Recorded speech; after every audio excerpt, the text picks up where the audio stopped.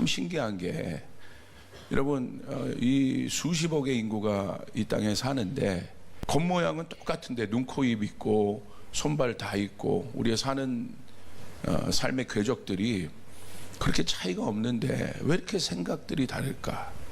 근데 생각이 사실은 전부 아니겠습니까? 근데 결국은 이 생각이 중요한 게 왜 그러냐면 생각은요 그냥 나오지 않아요. 그냥 생겨나지 않습니다. 지금 아이들은 그 태어날 때 그냥 다 태어나는 것 같지만 그 아이들의 무의식적인 생각이 어떻게 또 형성됩니까? 부모님의 엄마의 뱃속에 있을 때 형성이 돼요. 그리고 어떤 교육을 받고 어떤 환경을 있느냐에 따라 또 어떤 말을 듣느냐에 따라 아이들의 생각이 달라요. 내 안에 있는 것들이 바깥으로 나오게 돼 있고 그 바깥에 나오는 것들이 우리의 삶의 실제가 돼요. 그렇기 때문에 우리는 나오기 전에 참 잘해야 돼요. 그러니까 보여지는 것들은 보이지 않는 것들로 말미암아 나타난 거예요. 그러니까 더 중요한 건 보여지는 것들이 아니라 뭡니까? 보이지 않는 것들이란 말이에요. 이게 분리가 일어날 수가 없어요. 그러니까 하늘과 땅이 사실 분리되어 있지 않아요. 근데 여러분 죄로 말미암아 그것들이 다 깨졌고 우리가 아는 것처럼 주님께서 그것들을 복원시키기 위해 오신 것입니다. 할렐루야. 그래서 주님이 우리 가운데 가르쳐 주신 기도가 어떤 기도입니까? 하늘의 뜻이 이루어지도록 기도해라. 내 뜻이 아니라 하늘의 뜻이 이루어지도록 기도해라. 그 생각의 구조를 우리 뭐라고 얘기하냐면 세계관이라고 얘기한다. 내가 갖고 있는 생각의 구조에 따라 봐요. 근데 그 생각의 구조를 형성하는데 영향을 주는 많은 요인들이 있죠. 사상도 있고 철학도 있고 환경도 있고 사건들도 있고. 그 중에 저는 뭘 보고 싶냐면 우리의 생각의 형성을 이루는 데 있어서 사건이 영향을 주더라고요. 사건이. 그러니까 어떤 사건을 통해서 이 사건을 어떻게 대하느냐에 따라 이 사건을 어떻게 통과하느냐에 따라 생각이 바뀌더라고요. 그래서 이 사건을 우리가 어떻게 처리하느냐에 따라 우리의 생각의 구조가 바뀝니다. 여러분의 삶 가운데 여러 가지 사건들이 일어나고 있죠. 여러분의 인생 가운데 아니면 지금 그 사건을 직면하고 있는 분도 있고 제 목회가 바로 다 우리 교인들의 사건을 마주합니다. 평온할 때는 교인들이 상담을 안 하잖아요. 근데 어려울 때 상담을 갖고 옵니다. 근데 그 어려운 상담들이 다 사건이란 말입니다. 그런데 여러분 제가 목회를 하면서 뭘 보냐면요 이 사건을 하나님의 뜻을 갖고 잘 통과하는 사람은 여러분 더 깊이 하나님을 알게 되고 그것으로 인한 하나님의 복들을 실제로 누리게 되더라는 거예요. 할렐루야. 그러나 이 사건을 잘 처리하지 못한 사람들은요 제가 보니까 어려움에 빠지고 시험에 들고 여러분 참 그 묶여있는 인생들을 살더라는 겁니다. 첫 번째, 모든 사건은 하나님의 주권 아래에 있습니다. 아멘. 우연은 없어요. 여러분 아무리 어렵고 죽을 것 같아도 그 사건은 하나님의 주권 아래에 있단 말이에요. 다윗이 잘했을 때만 뭐 전쟁에서 이겼을 때만 하나님의 주권 아래에 있는 것이 아니라 다윗이 넘어졌을 때도 넘어진 것도 사건이에요. 하나님의 주권 아래에 있는 것이에요. 두 번째, 이해되지 않는 사건에는 반드시 하나님의 뜻이 있다. 이해가 되면 감사한데 우리가 어려운 점이 무엇입니까? 이해되지 않는단 말이에요. 자, 오늘 사무엘상 22장 1절부터 2절에 보면 이해되지 않는 사건이 일어나요. 다윗이 도망자의 신분이 됩니다. 사울에게 쫓겨서 사건이 일어났습니다. 지금 이 상황이 다윗 스스로도 버거운 상황이고 어려운 상황인데 하나님께서 어떻게 하십니까? 오늘 1절 보세요. 다윗이 그곳을 떠나 아둘람 굴로 도망하매. 지금 급한 순간입니다. 자기도 지금 건사하기 어려운 그런 순간이에요. 그런데 하나님 어떻게 하십니까? 그곳에 그 다윗의 사건에 뭐를 첨가하세요? 그의 형제와 아버지의 온 집이 듣고 그리로 내려가서 그에게로 이르렀고. 이야, 이거 어렵잖아요. 자기만 뭐 어떻게 해서 피해서 사울을 피해서 도망하면서 살면 조금 될 것 같은데 지금 가족까지 붙었고 가족까지 지금 책임져야 되는 상황입니다.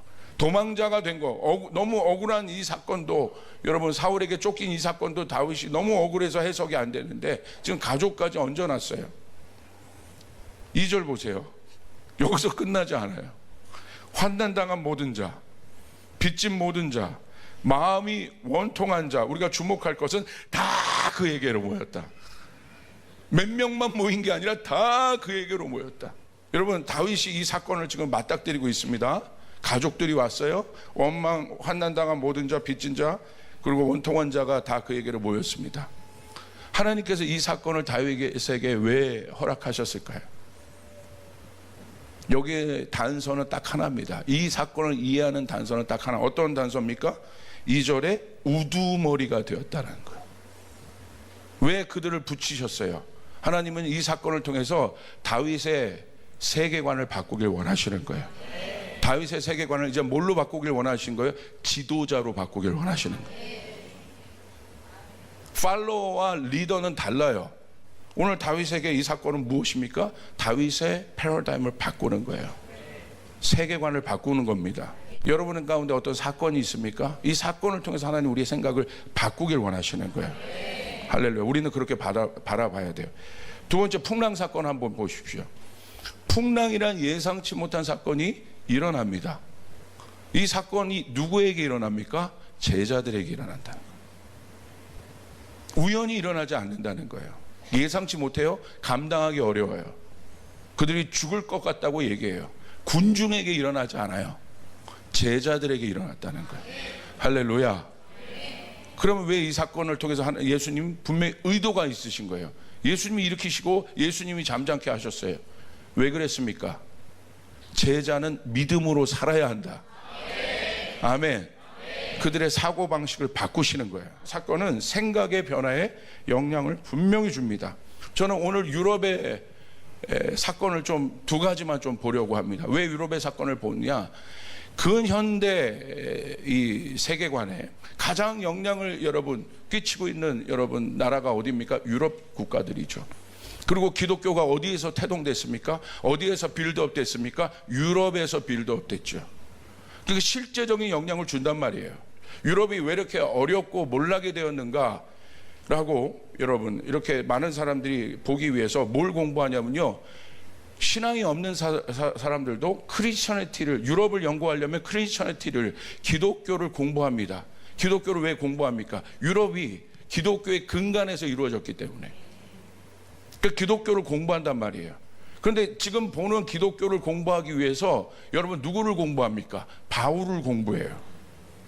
바울이 유럽에 있는 현대 우리 기독교 세계관의 모든 것들을 거의 사실은 개념화했거든요. 그러니까 바울을 공부한단 말이에요. 오늘 현대 왜 유럽을 제가 보려고 하냐면 차별금지법이라든지 오늘 우리가 당면하고 있는 많은 문제들, 많은 세계관에 영향을 주는 많은 문제들의 여러분 뿌리가 어디로부터 옵니까? 유럽으로부터 왔단 말이에요. 그럼 왜 유럽이 이런 생각을 갖게 되었을까? 어떻게 보면 인간을 존중히 여기는 건 좋지만 신본주의였던 유럽이 하나님을 배격하고 인간을 선택하는, 모든 것을 인간 중심으로, 인간의 어떤 것들을 중심으로 하나님의 권위와 권리를 무시하면서까지 인간을 높여 세우는 그런 많은 이론들이 왜 여기서 나타났을까? 일기예보라는 얘기를 여러분 들어보셨죠? 근데 요즘에는 어떤 소리도 있습니까? 시대예보라는 것이 있어요. 시대예보. 어떻게 될 거냐는 거예요. 그것이 고민 아니겠습니까? 성경은 그걸 다루고 있어요. 오늘 현재를 통해서 미래를 바라보고 있습니다. 아멘. 이게 중요한 겁니다. 우리는 그런 시대 속에서, 그런 세계관 속에서 우리가 지금 살고 있죠. 그러면 오늘 그와 같은 엄청나게 유럽의 사람들의 생각의 구조를 하나님 중심에서, 교회 중심에서 바꿨던 사건이 뭡니까? 두 가지 사건이 있다. 두 가지. 그 하나의 사건이 첫 번째가 흑사병입니다. 이 흑사병이 유럽사를 연구해 보면 이 흑사병은요, 여러분 어마어마한 재앙이었어요. 이 흑사병을 통해서 얼마나 많은 변화들이 있었냐면 이 14세기 중반 유럽을 강타한 대규모 전염병이었죠. 흑사병. 그리고 유럽 인구의 3분의 1이 사망한 어마어마한 재앙이 흑사병입니다.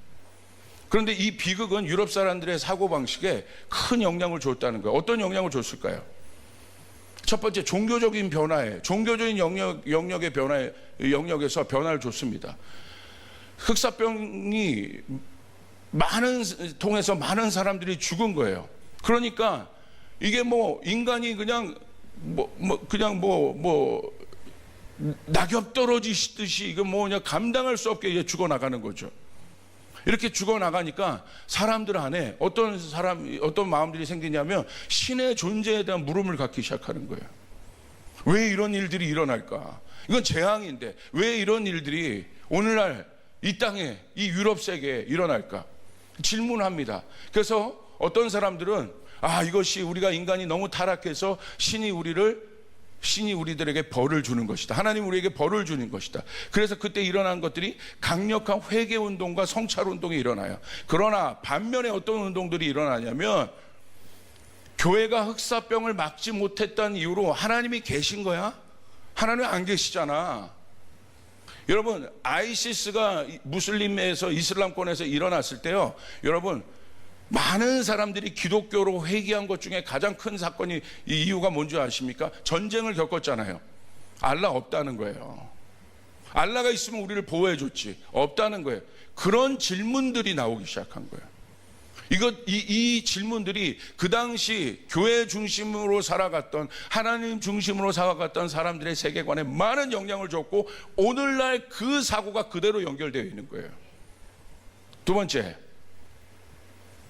사회적 변화가 있습니다. 많은 사람들이 죽었으니까 어떻게 됩니까? 노동력이 급감해요.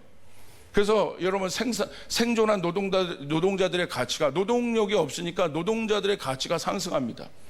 그래서 농민과 노동자들이 더 나은 조건을 요구하게 됐고, 이런 변화는 그 당시에 봉건제 중심의 변화, 군주 중심의, 영주 중심의, 봉건제 중심의 변화에, 사회 구조에 어마어마한 변화를 가져와요. 이런 것들이 기반이 돼서 나중에 보겠지만 1960년대 또한 1900년대 초반에 일어났던 사회주의 운동 안에 많은 생각에 영향을 주는 파생된 어떤 것들이 됩니다. 자, 그 다음 문화적 혁명입니다. 흑사병 이후 사람들은 삶의 불확실성과 죽음에 대해 깊이 생각하게 되었어요.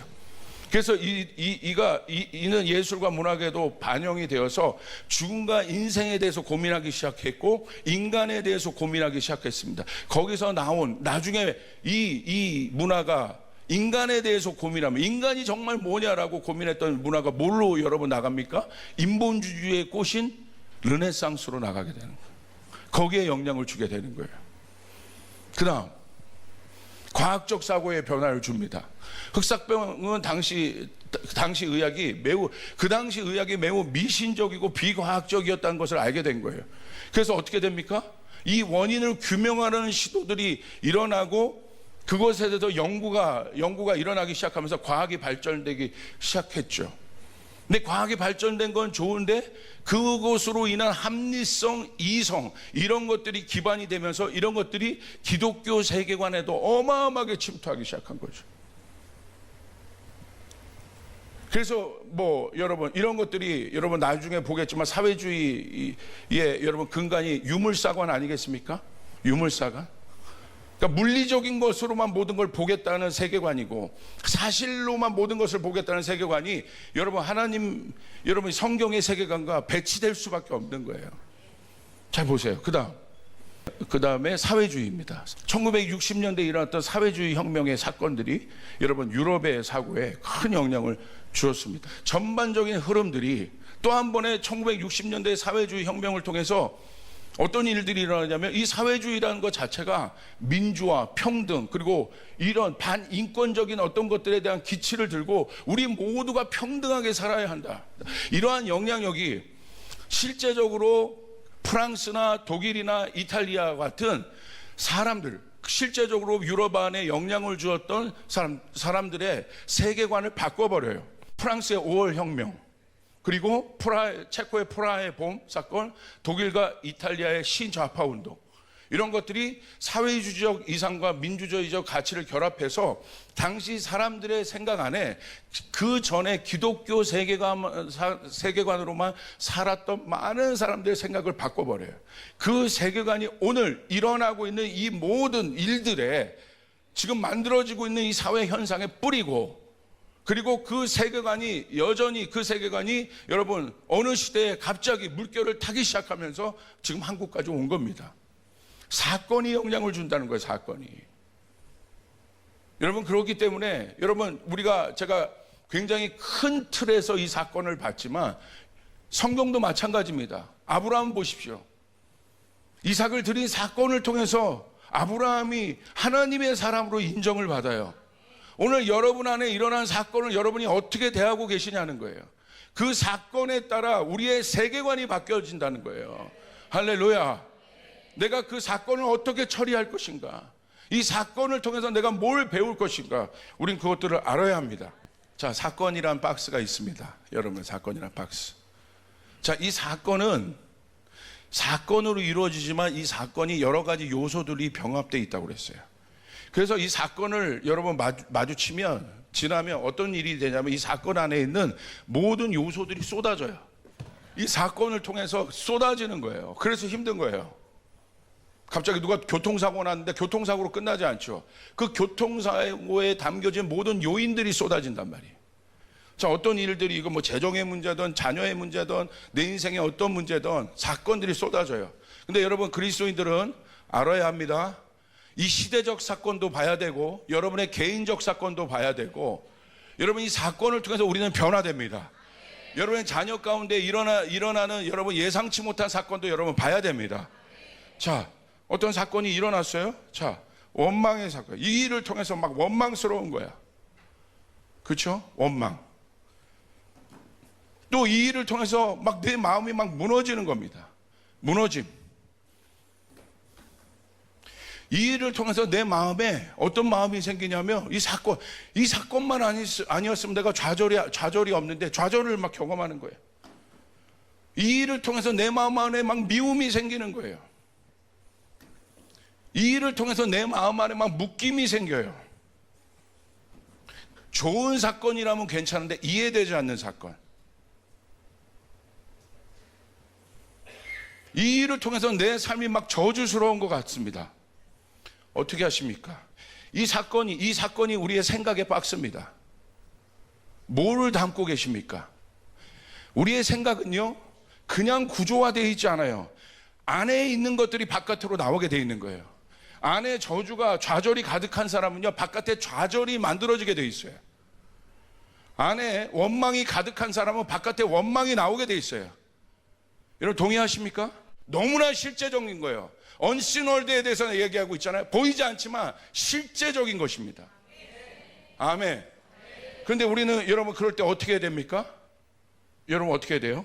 이 미움을, 첫 번째, 사건은 파편의 조각을 만듭니다. 파편의 조각을 말씀으로 해석하고 승화시켜야 합니다. 할렐루야. 아멘. 파편의 조각을, 어떤 사람은 미움 그대로 갖고 있으면 안 돼요. 이 파편의 조각을 말씀을 통해서, 왜냐하면 여러분, 왜 말씀이 중요하냐면 로마서 10장 17절에 보면 믿음은 믿음의 생각의 구조, 믿음이 있어야 바깥에 형상화가 되고 구체화돼요. 믿음이 왜 필요하냐면 보이지 않는 영역이 구체화되는 거예요. 보이지 않는 영역이 실제화되는 것이에요. 여러분이 믿음이 있으면, 여러분의 자녀에 대한 믿음이 있으면 여러분의 자녀에게 그 일들이 실제화가 되는 것입니다. 그래서 바라는 것들의 실상이라고 되어 있어요. 믿음의 경영자가 그 안에 하나님을 향한 믿음이 있으면 그 경영하는 그 비전이 실제화가 되는 것입니다. 하나님의 말씀이 실제가 되는 것입니다. 그게 예수 그리스도이십니다. 말씀이 육신이 되었다고 되어 있어요. 실제가 되었다고 되어 있어요. 우리는 이 말씀을 여러분 갖고 있는 것입니다. 아멘. 이 말씀을 읽을 때 우리 안에 생각의 구조가 바뀌는 거예요. 내 생각이 아니에요. 개똥 철학이 아니에요. 경험이 아니에요. 말씀이 들어오지 않으면 안 돼요. 말씀이 들어오지 않으면 내 삶이 변화가 일어나지 않습니다. 그게 구조화가 되는 것이에요. 그러면 문제는 어려운 일들이 있을 때, 이런 것들이 있을 때 어떻게 해야 되느냐? 여러분의 이 미움을 십자가를 통과해야 되는 거예요. 하나님의 말씀 그대로 십자가를 통과해야 되는 것입니다. 내 미움의 생각들을 여러분 끊어낼 수 있는 게 여러분 결단으로 안 되는 거예요. 십자가로 끊어내야 되는 거야. 말씀대로 끊어내야 되는 거야. 내 안에 원망들을 끊어내야 되는 것입니다. 아멘. 그렇게 될 때 어떻게 됩니까? 이 미움은 사랑으로 바뀌게 되는 거예요. 그래서 사랑이 어디에 담겨요? 믿음의 생각에 담기는 거예요. 그리고 여러분 어떻게 됩니까? 원망이, 여러분 원망 그대로 하나님이 우리 가운데 두기를 원하세요? 아니죠. 용서로 바꾸기를 원하시는 거예요. 용서의 생각이 담기기 시작합니다. 그리고 여러분 어떻게 생각해요? 저주가 십자가를 통과할 때, 창기가 십자가를 통과할 때 축복의 사람, 신부가 되기 시작합니다. 할렐루야. 여러분 좌절이 어떻게 됩니까? 십자가를 통과하니 십자가가 고통으로 끝나지 않을 십자가의 핵심은 부활입니다. 아멘. 여러분 어떻게 됩니까? 기쁨으로 바뀌어요. 믿음의 생각에 뭐 들어가요? 기쁨이 들어가. 그 다음에 여러분 묶임이 십자가를 통과하고 말씀을 여러분 적용하니 뭐가 생깁니까? 여러분 풀림이 생기기 시작해요. 풀려지는 일들이 일어날지어다. 무너짐이 뭘로 바뀝니까? 회복으로 바뀌기 시작한단 말이에요. 할렐루야. 그래서 이 사람은 뭐예요? 믿음의 생각을 가져요. 믿음의 생각의 구조를 갖고 있어요. 그래서 이 사람은 어떤 환경이 와도 기쁨으로 반응합니다. 어떤 환경이 와도 이 사람 회복으로 반응합니다. 어떤 상황이 와도 풀림으로 반응합니다. 그런데 여러분이 어떤 상황이 왔는데도 여전히 옛자로 반응하고 있다? 당신의 내면을 보여주는 거란 말이에요. 나의 내면을 보여주는 거란 말이에요. 쳐내야 됩니다. 이겨야 됩니다. 믿음의 생각의 구조를. 부모님이 믿음의 생각을 갖고 있으면 아이들에게 이게 들어가요. 용서가 들어가고 풀림이 들어가고 회복이 들어가고. 할렐루야. 결국 그 문제라는 거예요. 주님은요 우리의 외형을 보지 않으세요. 우리의 바깥의 거를 보지 않으세요. 어떤 일이든지 중요한 건 그 일이 이루어진 뒤 이면의 원인인 거예요. 성경처럼 과학적인 책이 없습니다. 성경처럼 이성적인 책이 없습니다. 그래서 우리는 이걸 뭐라고 얘기해요? 초이성적인 거예요. 초과학적이에요. 그거는 이성과 여러분 과학을 무시한다는 게 아닙니다. 월등히 높다는 거예요. 할렐루야. 아멘. 성경이 들어오면, 말씀이 들어오면 내 인생이 바뀝니다. 그러면 여기 교회 처음 나온 분들이 있습니까? 무조건 비판만 하지 마시고 어려워하지 마시고, 교회가 잘못한 부분들 많이 있습니다. 그거 우리가 회개해야 될 부분 회개합니다. 정확하게 회개해야 돼요. 회개를 통과할 때 우리가 이것들이 바뀌고, 십자가를 통과할 때 바뀌고, 내 옛자가 죽을 때 바뀌게 되는 거예요. 아멘. 그런데 그분들에게 제가 권면합니다. 말씀을 제발 한 번이라도 읽어보세요. 말씀을 한번 읽어보십시오. 조목사 설교는 잘 안 들어도 좋습니다. 말씀을 한번 읽어보기 시작하란 말이에요. 여러분 저는 그런 간증을 너무 많이 들어요. 막 내가 이걸 거부했는데 말씀을 읽다가 여러분 인생이 바뀐 사람들이 많습니다. 할렐루야. 하나님의 말씀은 살아있고 운동력이 있습니다. 말씀으로 돌아가야 되는 것이에요. 비즈니스맨들이 말씀으로 돌아가야 되는 거예요. 사역자들이 말씀으로 돌아가야 되는 거예요. 직분자들이 말씀으로 돌아가는 거예요. 그래서 여러분의 스몰들이 말씀으로 돌아갈 때 믿음의 말들을 하게 되는 거예요. 이제는 우리의 주제가 뭘로 가득 차요? 이제는 이미 이 사람은 이제 다른 차원의 사람이 됐어요. 이 사람의 모든 주제는 거룩이 됩니다. 예배도 내 어떤 것 때문에 드리는 것이 아니라 하나님 때문에 드리는 거예요. 하나님이 너무나 거룩하셔서. 할렐루야. 다른 차원입니다. 이 사람은 어디에 관심이 있어요? 아름다움에 관심이 있기 시작해요. 와, 하나님이 너무나 아름다우십니다. 예수님이 그런 분이에요. 창기가 보세요. 혐오스러운 존재였잖아요. 가늠한 여인. 예수님이 왜 그 여인을 살리셨어요? 예수님의 눈에는 아름다운 거예요. 검지만 아름다운 거예요. 할렐루야. 그게 복음이에요. 아멘. 그게 복음이에요.